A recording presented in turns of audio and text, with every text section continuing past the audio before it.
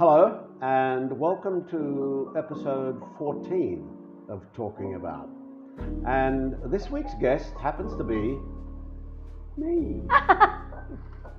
And taking my role as the interviewer is the lovely Faridah.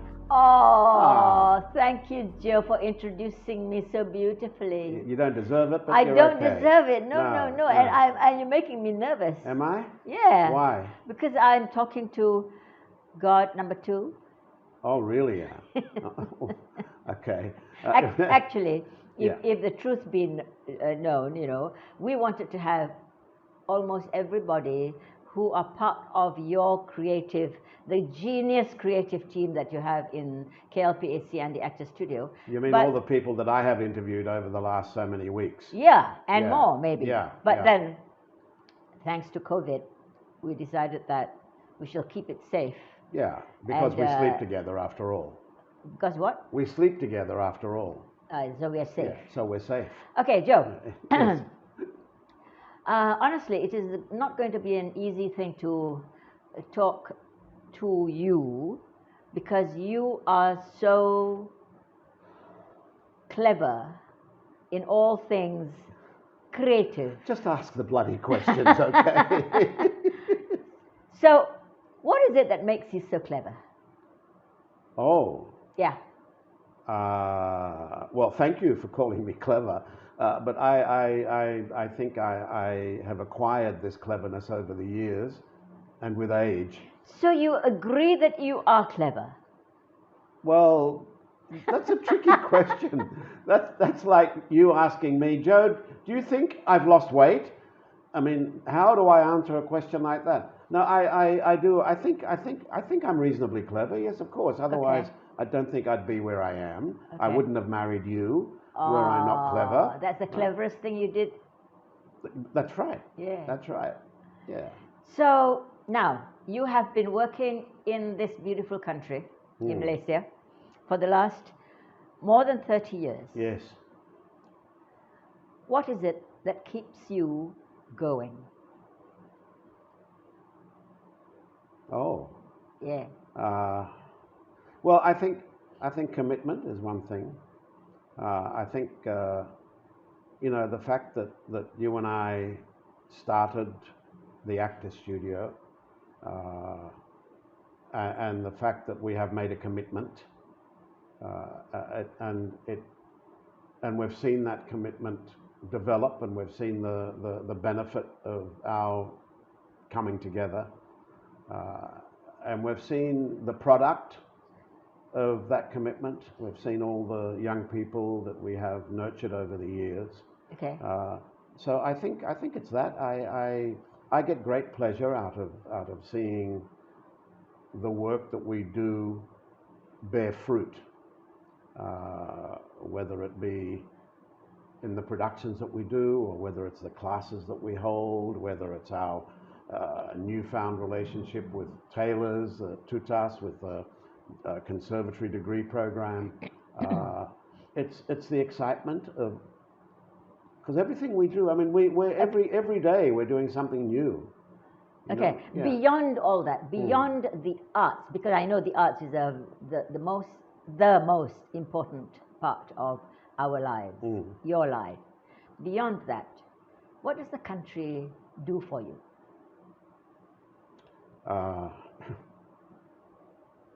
Do you like the politics of the country? No, hang on. You asked me a question and I'm trying to answer it. Okay. And I was going to try and be diplomatic, but I'm not going to be diplomatic. No, don't. What does the country do for me? Yeah. Most occasions it saddens me. There are many times that I have felt that, rightly or wrongly, maybe I should not be here. Maybe I should go back to where I came from. But that's not to say that the country is bad. It's just, I suppose, my expectations. And it makes, so yeah, it saddens me, but then on the other hand, it gives me great joy and it gives me great hope for the future. But So initial it's not all reaction, doom then. no, but my initial reaction is that it constantly saddens me, uh, and and uh, and I'm sorry to have to say that. That is kind of sad. Yeah. But mm, there is a kind of a silver lining. Well, yeah, of course For the there's a silver future? lining. I mean, there's a silver lining in the fact that we have klpac, we have the actor studio, we have penangpac. I have wonderful people around me here that have taken, taken a bite of the bullet, and they've stuck with us through thick and thin. Uh, I'm very happy and very pleased and very excited to have some wonderful creative people. Not all of them are wonderful, but some of them are wonderful. So, Joe, coming to a little bit of a more serious aspect of your work as the creative director, as the artistic director of the Actor Studio and KLPAC. And penangpac. And penangpac. Thank you. What is the philosophy that you believe in and hold true? Maybe it is something that is so private, only you know, or maybe we all should know. What is the philosophy? Well, I grew up in a country where the performing arts plays a major role in the lives of most people, and that's Australia, where the performing arts... Which you talk about constantly. Which I do talk about constantly because I think it's a very good role model. Yeah. Where children from very early ages are taught about the performing arts. So my philosophy is that I really would like to be able to say one day that we are adopting the Australian way in terms of the performing arts. Not the execution of the work that we do, but just the administration of the performing arts. So my philosophy is dig deep, roll your sleeves up, and let's try and get something happening here that is not governed by politics, that is not governed by idiots who don't know what they're talking about, that is governed by people who do, the doers, you know, and not the talkers, the doers. And we do have a considerable number of doers who are doing great work and who deserve to be heard. And so, yeah, that's Are you it. constantly frustrated then? I do get frustrated from time to time, but fortunately I am surrounded by a few people who keep me sane, yourself of course being one of them, and a couple of my creative people that I constantly sit and drink with, who keep me sane, and who understand and who empathize and who feel the same way about what's happening. Joe, you know that you've been here for more than 30 years, and therefore you know that perhaps is there a sense of a big lacking in something for this country as far as the performing arts is concerned? And I might as well mention it to you, and maybe that is part of the way we have been educated. Yeah. So does that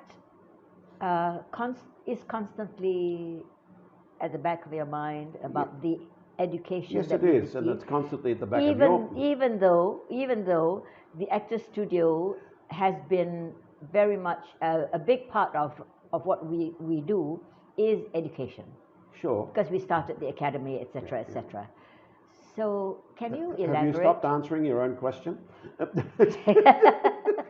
No, I think yes, there is, and it's something that both you and I often talk about, the lack of arts education, proper arts education in the country, and the lack of the arts education at an early stage of our young people's lives, which of course just adds to the problems that we have concerning the performing arts and the mindset of our powers that be when it comes to the performing arts. They don't see the performing arts as a necessary part of our lives or as a necessary part of the country's growth. Whereas we all know, any intelligent thinking person, you don't have to be Einstein to know that the arts is imperative for the growth of a country. We have hope. You have hope. Yeah, but I'm not going to be around forever, you know. Well, you have hope for the younger generation yes. who are working with you. Well, I hope so. Yes, yes. I think so. I think what's happening, you know, there are several theatre companies, several organizations that are working, and they're young people, and they're working toward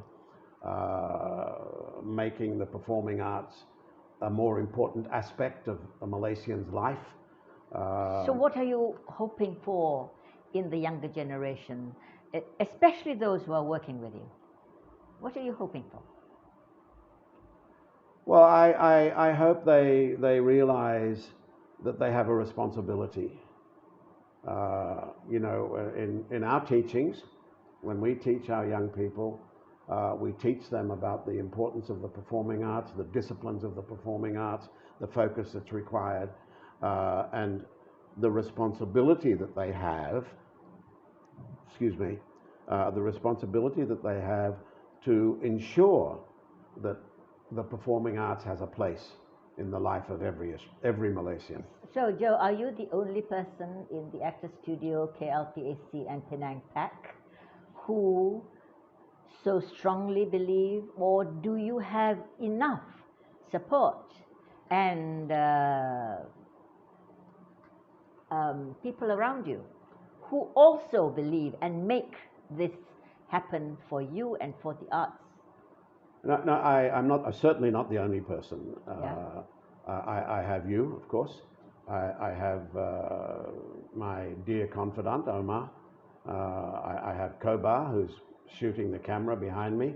I have people like Maggie and Yume and Ian. And to some extent, I have Mark and Li Ching and Jit and Zafir and Joel, and that's here in KL. In Penang, we have Far and our people there. So that I think, actually all the names that I mentioned don't all believe the same thing that I believe in. Only a few of them do. And maybe it's you and Omar and Kobar and maybe Maggie and Ian and you may. I've often heard you say the minute they walk out of our doors, they forget. They forget. I think so. Most of them would probably forget. They would probably adopt a new philosophy which is not conducive to the growth of the performing arts, the way that we see it.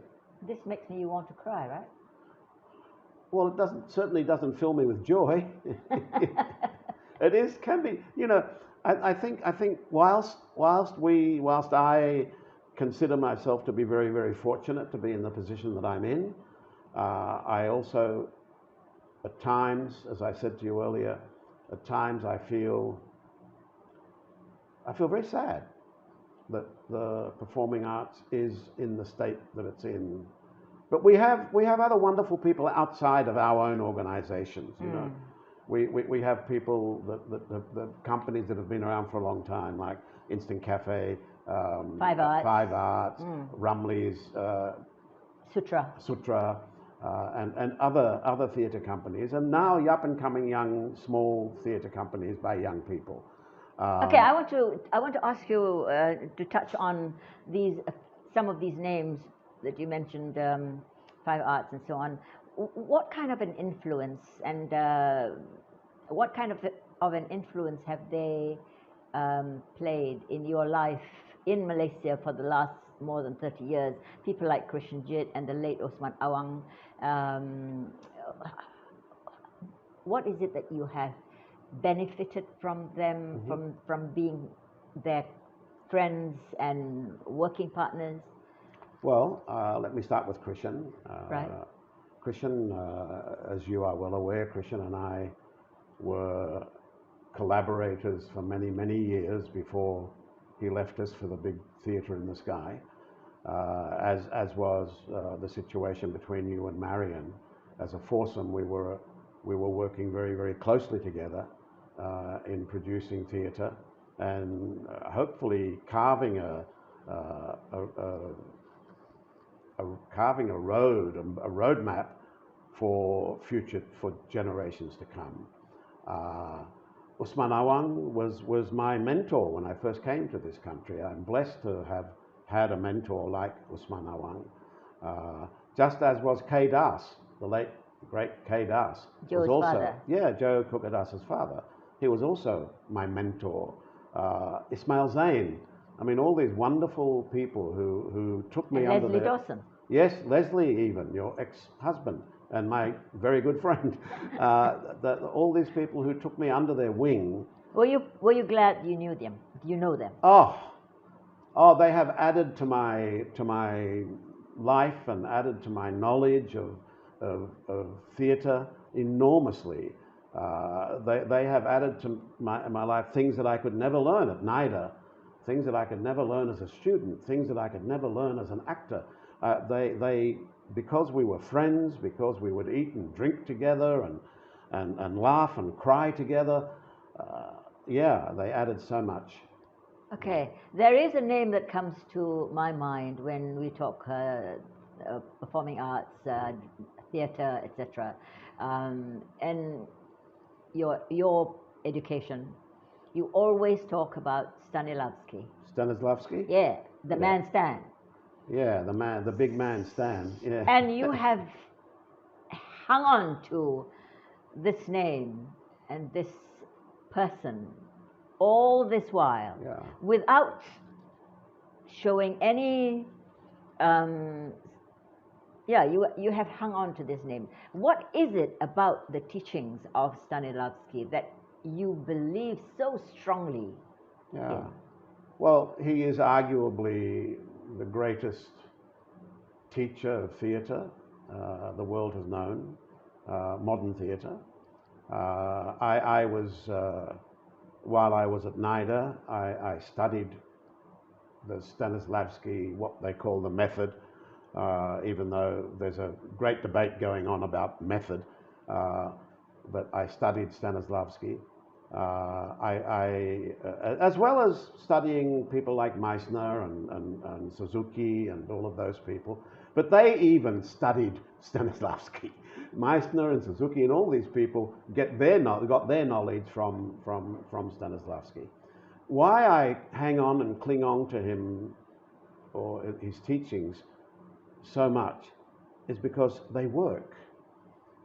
It's proven that they work. For the generations. For as long as we read and we look at their work and his teachings intelligently, and it's not like we don't follow them religiously, but we use them as a guide to our own work. I don't think I would be the actor that I am, or the director, or the teacher that I am today if it wasn't for Stanislavski. Not to say that you have to study Stanislavski, no. But for me, it's been the best thing. Do you come face to face with the young creative people debating the pros and cons and of Stanislavski? Yeah. No. I think because they all understand. Because even if they say, "Oh, the Meissner technique is the most important thing," yeah. Where did Meissner get his learnings from? Okay. Stanislavski. Right. Yeah. So I mean, it's like wonderfully, and it's like what Shakespeare means to script writing. Yeah. Right. Yeah. I mean, they are the wonderful, great people who cannot be compared with what we have currently. Yeah. I mean, anyone who says that Stanislavski does not have a place in modern theatre? In the hierarchy of today's theatre, is talking nonsense. Okay. What is the coming back to you and 1989 when we started the Actors Studio, Joe? Can you recall what are, for instance, the 5 best productions that you have presented to Malaysia from 1989 until today? What are 5 or 6 or 3? It doesn't matter. What are the 5 best? Well, I don't know about 5, but I can certainly give you, I suppose, a handful of the productions that have meant most to me. Yeah. And that have, and I suppose, in no particular order, okay? Streetcar Named Desire, Killing of Sister George,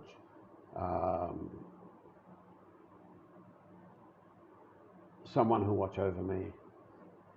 Philadelphia? Oh, of course, Philadelphia, Here I Come, Rashomon, and 2 productions that I had absolutely nothing at all to do with, and they were done by Omar, is Datuk Sri and Kandang.